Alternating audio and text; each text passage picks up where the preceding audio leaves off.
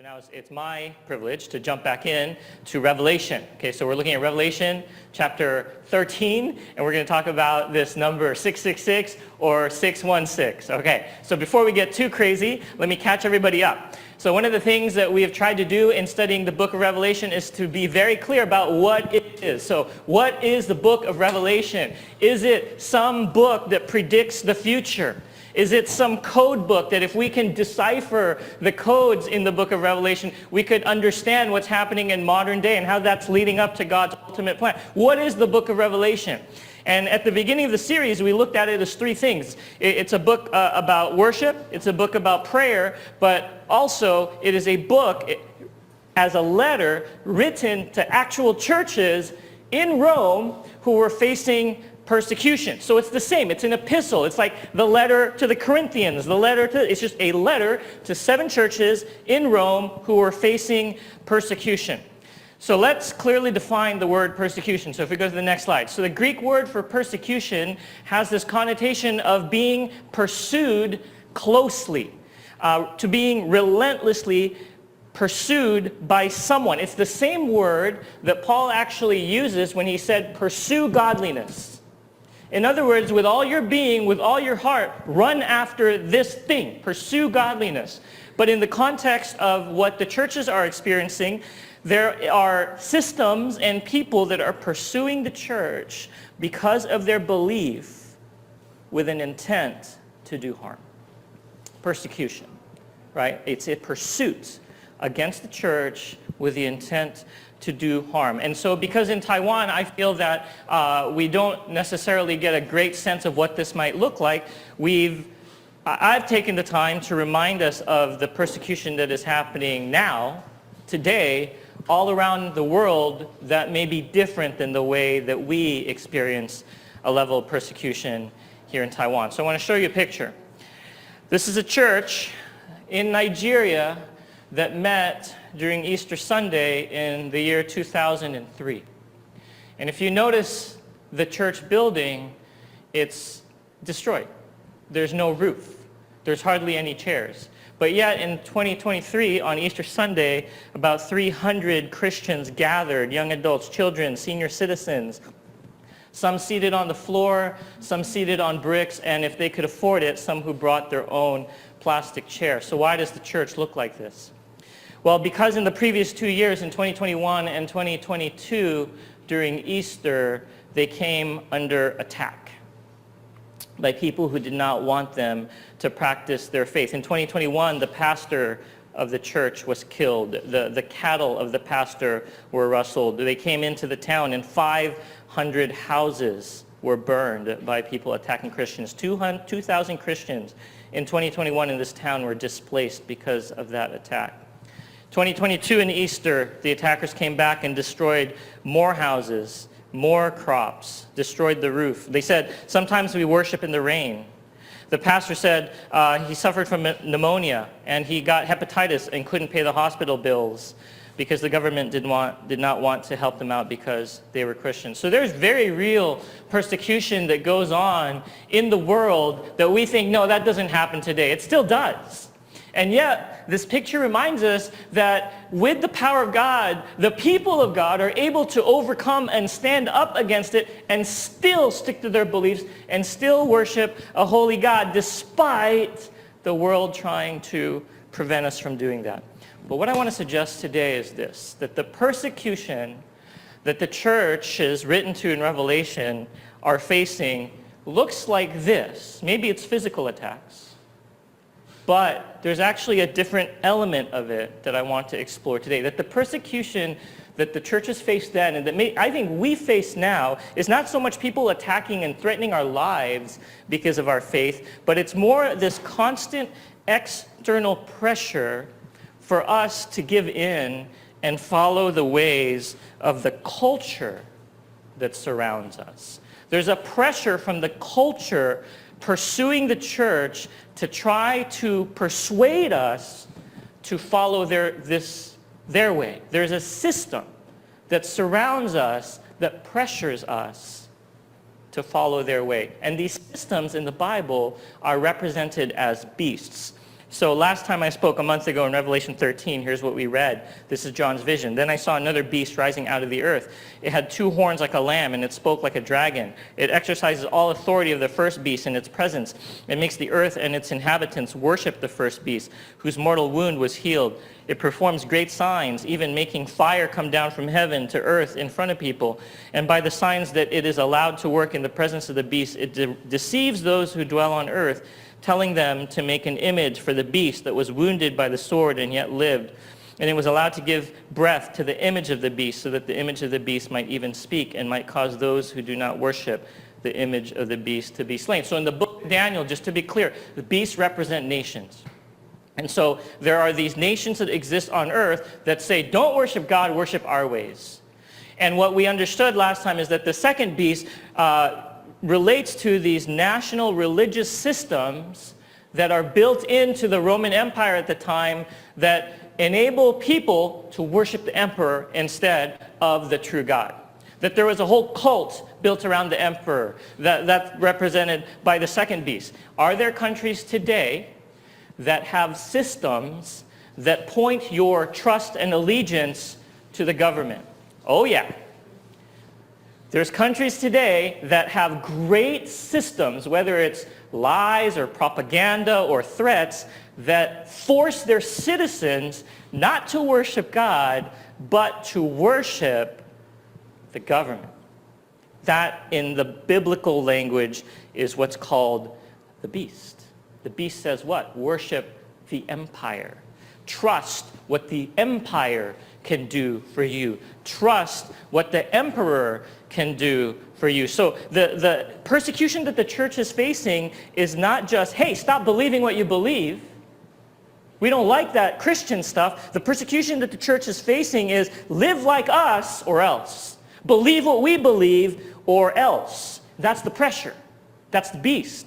I shared last time about my friend who went to New York. And before she went to New York, she's like the sweetest, most gentle person you could ever meet. Very pleasant to be around. But when you're in New York, you are surrounded by this pressure, this cultural push that tells you in order to survive in New York, you got to be hard. You got to be aggressive. You have to be mean. It's like driving in Los Angeles. If you've ever drove in the city of Los Angeles, if you don't drive angry, you're going to get taken advantage of, right? There's this pressure. In order to survive, you have to be like this. Last time I also brought up the story of Veronica in Hong Kong. Where, you know, Veronica is, if you know her, a tiny person, but very fiery. And when we visited her in Hong Kong and she took us to a restaurant, I've never seen that side of her. She got in a shouting match with the owner of the restaurant. Why? Because in Hong Kong, if you want to get what you want, you got to be pushy. If you want to survive, you have to be assertive and angry. Right? It's this pressure that says to survive in our society, you have to give into this whether or not you agree with it. And so what Revelation is trying to do in chapter 13 is to make us aware that there is a beast, that there is this extreme pull of a society that is influenced not by God, but by forces against God that is pushing us ever so slowly to follow its ways. Exerting pressure to move us away from God and towards it. You know, every time I go visit California in the summer, you know, you do the usual thing. You meet with friends and you catch up.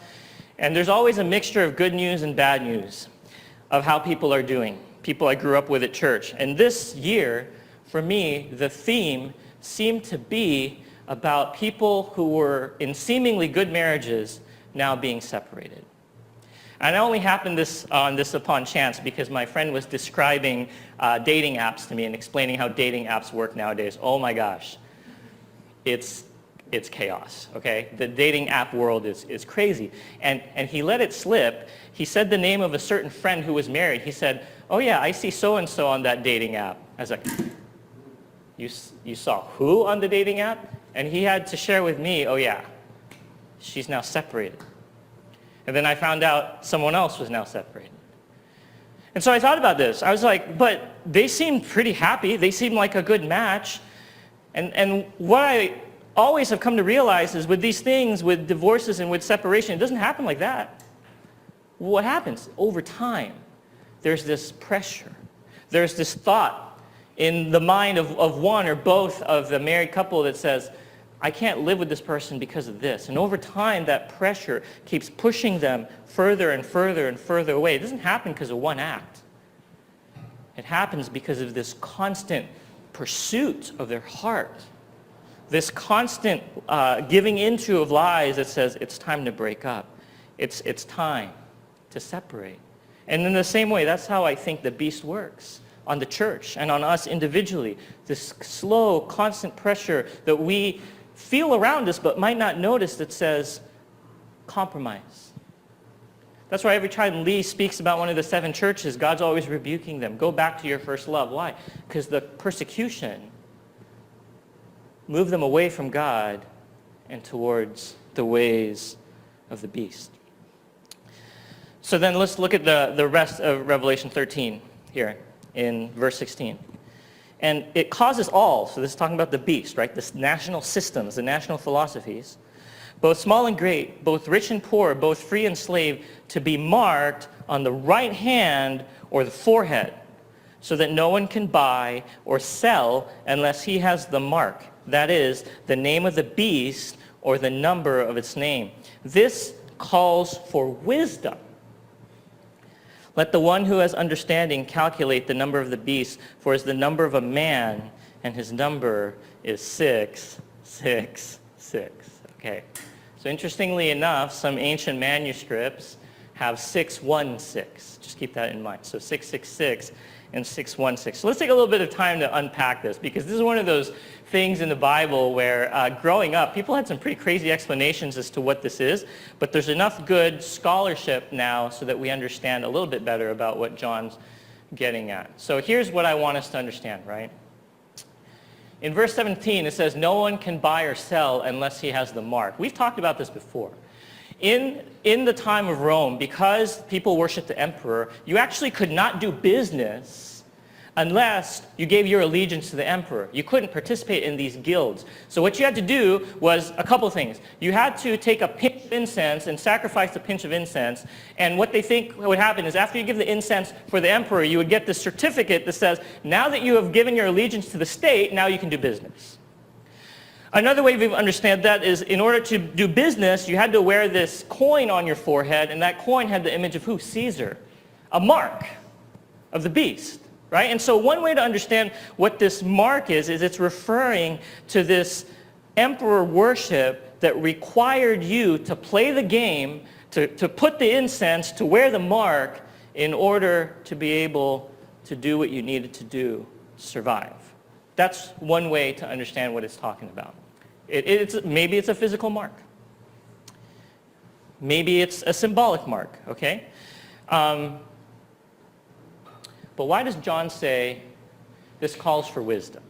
Okay, so this is the part where I think there's a little bit of coding written here in the Bible. It says a couple things. It says it's a number of man. Why is it a number of man? Because 666, every number is one less than what? 7. 777 is the number of perfection. 666 is so close to perfect, but it's not quite there. So it's a number of man. 777 would be the number of God. 666 is not quite there. But here's the thing. It's so temptingly close that people are tempted to follow that. It's so close to being God. It's so close to playing the role of God. It's so close to being your great provider, your great comforter. It's just one number away. And so people look at that, the beast, the mark of the beast, the empire, the emperor, and say, it's so close enough to God, let me follow that instead of God. It's very tempting. But why 666? So in the Jewish alphabet, numbers are actually represented as letters, okay? And if you actually break it down, one interpretation of this is that John is specifically referring to Emperor Nero, okay? So if you look at the next slide. I'm not going to bore you with the math, okay?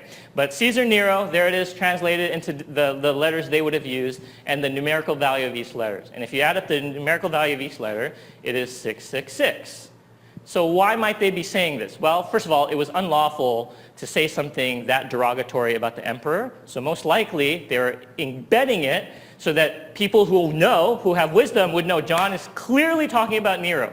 And the reason why this is actually a pretty good theory is 616 also adds up to a different variation of how you say Caesar Nero. So for our intents and purpose, could we just understand that what 666 refers to is John telling the church that, hey, there is this mark of Nero, this mark of empire, this mark of a system that is against God, that is invading your life, and that they're requiring you to wear it before you can participate in society. Stay away from that mark. So here's the reason why I think it's important to clarify that John is referring to a specific person, because what this has launched in the church is the search for the Antichrist. And let me tell you, Antichrist is never mentioned in Revelation. And the church has spent centuries trying to figure out who the Antichrist is. And they spent many years pointing out, this is the Antichrist, this is the Antichrist. At one point, it was Ronald Reagan, the president of the U.S., because his name, his first, middle, last name all had 6 letters. You can make 666 fit anything, right? And make it the Antichrist. But what does the Bible actually say about the Antichrist? Here's what it says in 1 John chapter 2. Children, it is the last hour, and as if you've heard that Antichrist is coming, so now many Antichrists have come. So it's not just one, it's many. Therefore, we know that it is the last hour. Who is the liar but he who denies that Jesus is the Christ? This is the Antichrist, he who denies the Father and the Son. How many people in history have done that and have been in positions of influence? Many. So what the Bible actually tells us is we're looking for this Antichrist. It's not that you need to find the specific Antichrist. Many Antichrists have come and gone.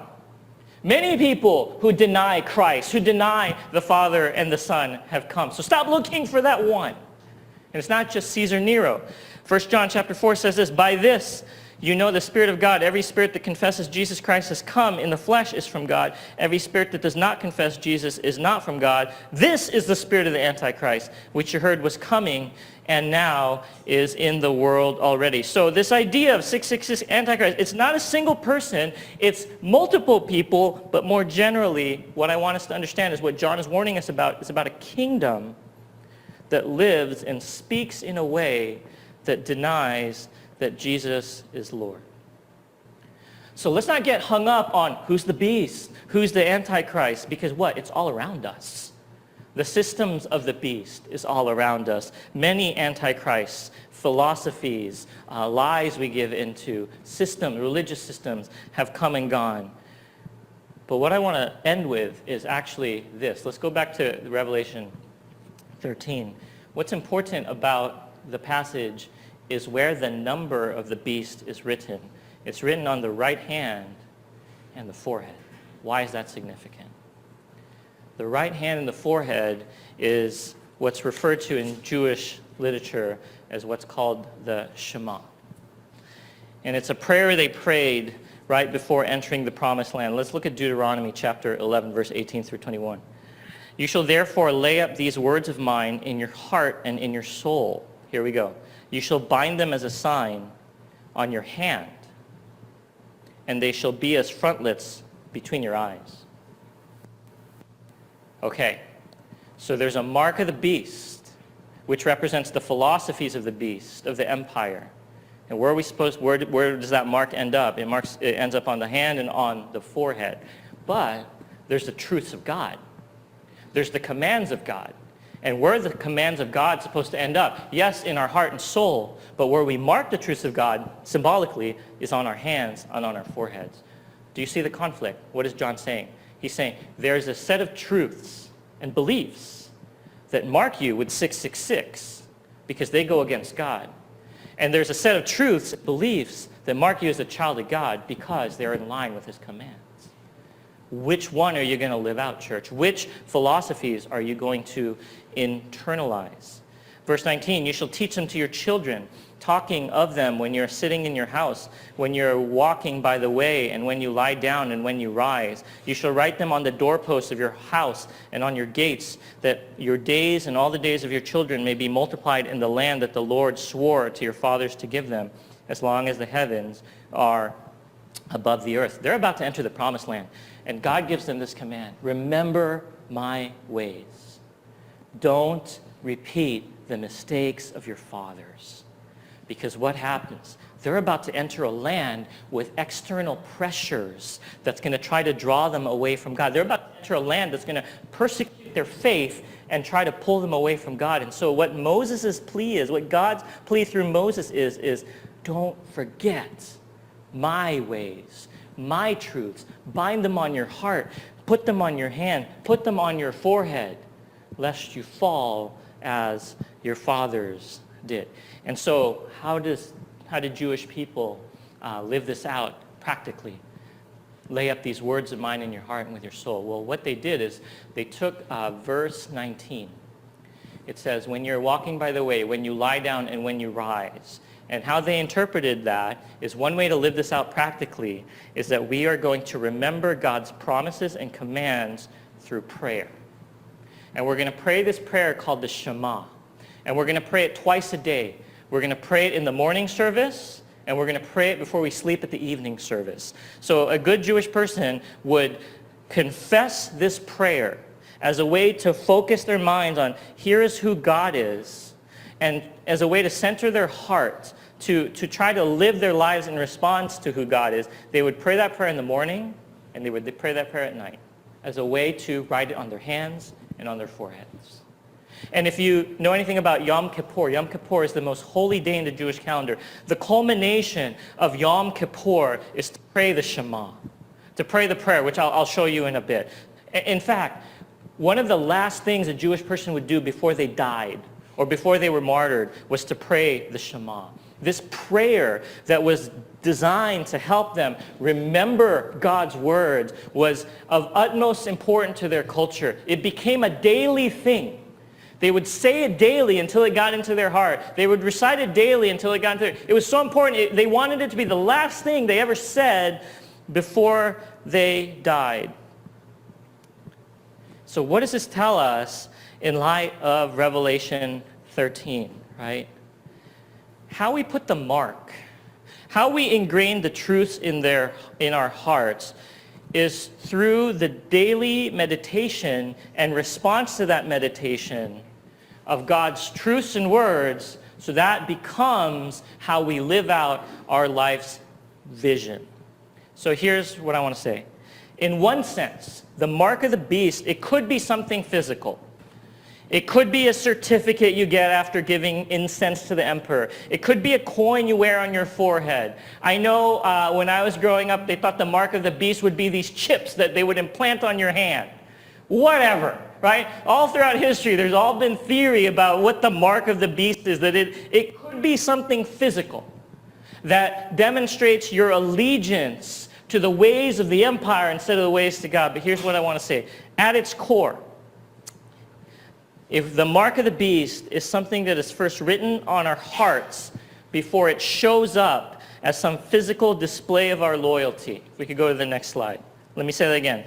At its core, the mark of the beast is something that is first written on our hearts before it shows up as some physical display of our loyalty. It's an influence and false truth, an anti-Shema, an anti-prayer. It's a prayer that doesn't get God's truth in our life. It's a prayer that instead gets the world values into our lives. That we unconsciously recite in our hearts until it becomes a deep belief and a central influence in our life. That's what the mark of the beast is. Something that we recite over and over, whether consciously or unconsciously, until it's written on us and it begins to invade our philosophies and our values, and so we begin to live that out instead of God's truths. That's what the mark is. And that's how we get the mark, by constant repetition, constant absorption, constantly listening to the ways of the beast in the world instead of the words of God. But let me show you the first part of the Jewish prayer, and we'll end here. Here's their prayer. It's pretty well known. Okay? Hear, Israel, the Lord is our God, the Lord is one. Blessed is the name of his glorious kingdom forever and ever. They would say this every morning, every night. Hear, O Israel, the Lord is our God, the Lord is one. You shall love the Lord your God with all your heart, with all your soul, with all your might. Take to heart these instructions with which I charge you this day. And it goes on, and it connects to the verse in Deuteronomy they showed. They would just say this every day, twice a day. As they walked, they would say, the Lord is our God, the Lord is one. You shall love the Lord your God with all your heart. They would just repeat this and recite this over and over and over. It says, you know why it's called Shema? The word for Shema is hear. Hear, O Israel. Shema, Israel. But that word hear does not mean to allow the sound to enter your ears and enter your brain. In Jewish culture, hearing and action are intertwined. So when it says, hear, O Israel, it's saying, take these in, but live them out. Let this be the very central truth of your life that guides you forward in what you do. And what are the central truths? The Lord our God is one. Caesar is not God. Your boss is not God. Your nation's leader is not God. As tempting as it is to trust them, they're not God. They're not your provider. Your ability to get a job is not going to be your provider. Your talents and your personality, those are not going to provide for you the way God does. God is one. There's only one God. Your resume, your accomplishments, those are not going to provide the provision that God wants to give you. Your friends, your family, they are not your God. The love of money is not your God. Money is not your God. Your qualification, those are not your God. Those are not God. The God is one. There's only one God, and it is the God of Israel. So, your self-sufficiency, your talent at picking the right stocks, getting into the right business, your talents to impress people, that's not God. That's not going to provide what you want. The God is one. And they would say this there's only one God. So that when it creeps into their mind, hey, I'm going to trust this instead. No, there is one God. Hey, I'm going to trust my career trajectory to provide for me. No, there is one God. Hey, this thing will satisfy me. No, there is one God that will satisfy you. This experience will satisfy. No, there is one God that will satisfy you. That's the remind. They would remind themselves of this every single day. There is one God, and that one God asks that we love him with everything.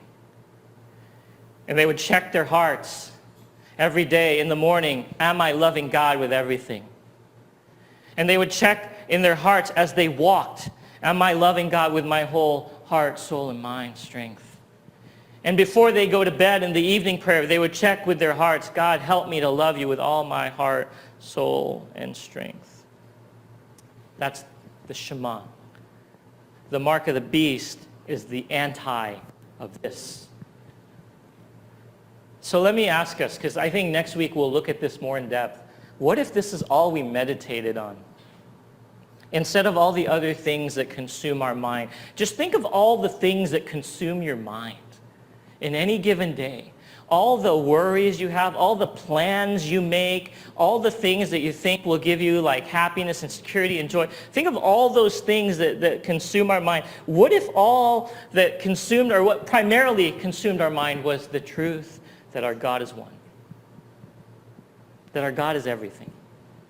That our God is for everyone. What if the main truth that just consumed us as we walked around the day was not, how am I going to do this? How am I going to get this? How am I going to accomplish this? But the truth that consumed us is, God, help me love you with my whole heart, mind, strength, soul. What if that's what we focused on? And so today, let me just end it with this.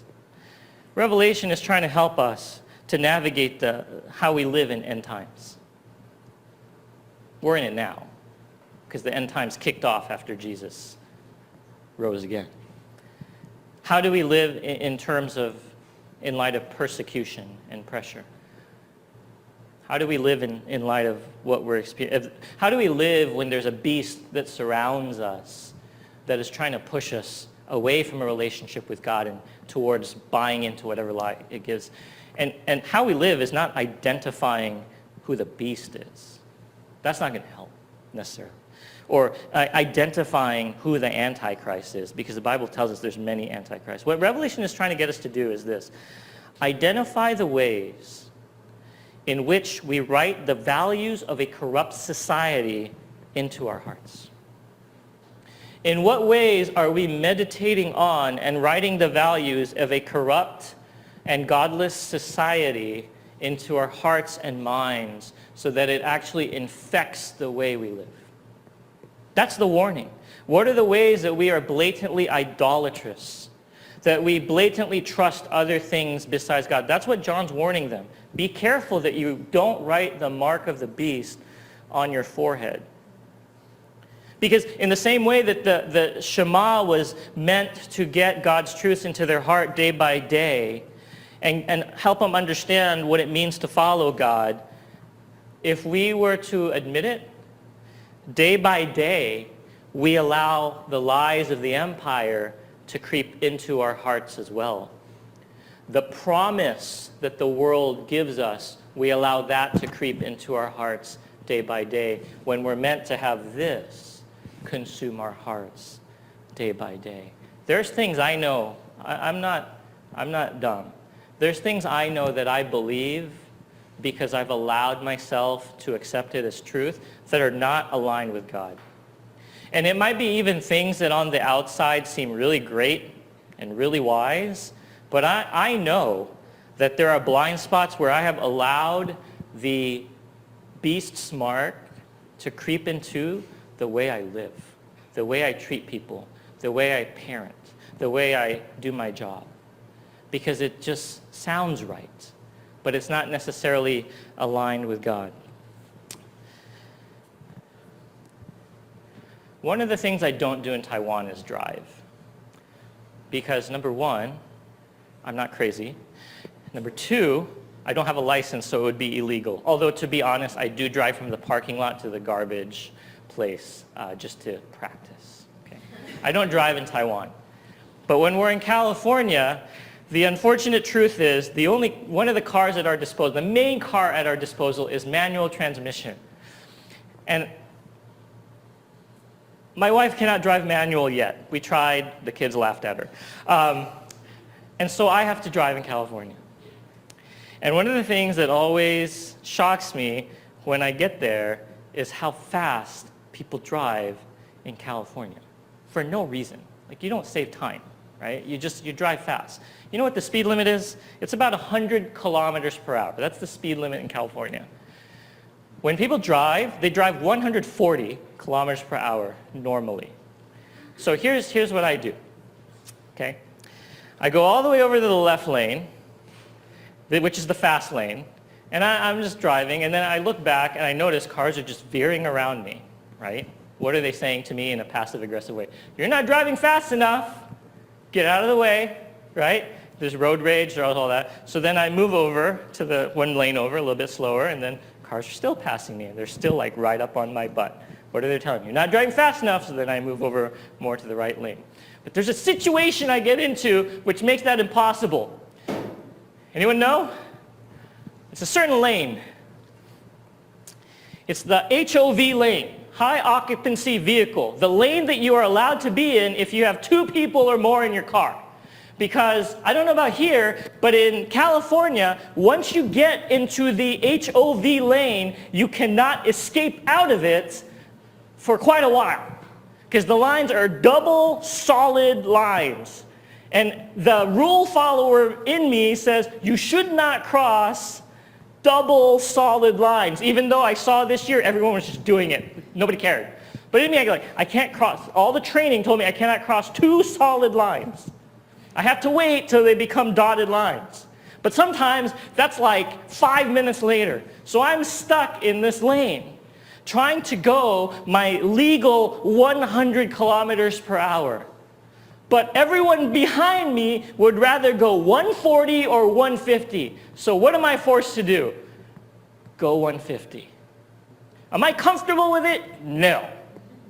Right? Do I want to do it? No. But to me, I feel like in order to survive in this lane, I have to go with the flow. So here's what I want to put out for our time of sharing and praying. Is sometimes we are caught in situations where we feel cornered into living in a way that we know God has not called us to live. Because we are in a lane, whether that's a job situation or a life circumstance, where we feel that in order to survive, I need to do this. And I am stuck doing this in order to survive. That's compromise. And we know we are compromising. We know what we're doing is we're internalizing the mark of the beast rather than the Shema of God. But we do it because we feel we have no choice. And you know what? If I drive that fast for long enough, it feels perfectly natural. That's how empire gets us. It corners us in this lane of life that says, you need to go by our ways because everybody else is doing it. And if you don't want to be left behind, if you don't want people to be angry at you, if you don't want people to crash into you, you stay in this lane. You got to go as fast as the lane goes, even if it's wrong. So, wow, that came off a little stronger than I intended. So as we share this morning, in light of the title of 666, I just pray that we would allow the Spirit of God to unearth in our hearts the ways in which we find ourselves maybe stuck in a life situation where we are influenced by the pressures around us to follow the path and pace of the beast and get that into our hearts instead of meditating on the truths and the power of God and let that inform our hearts.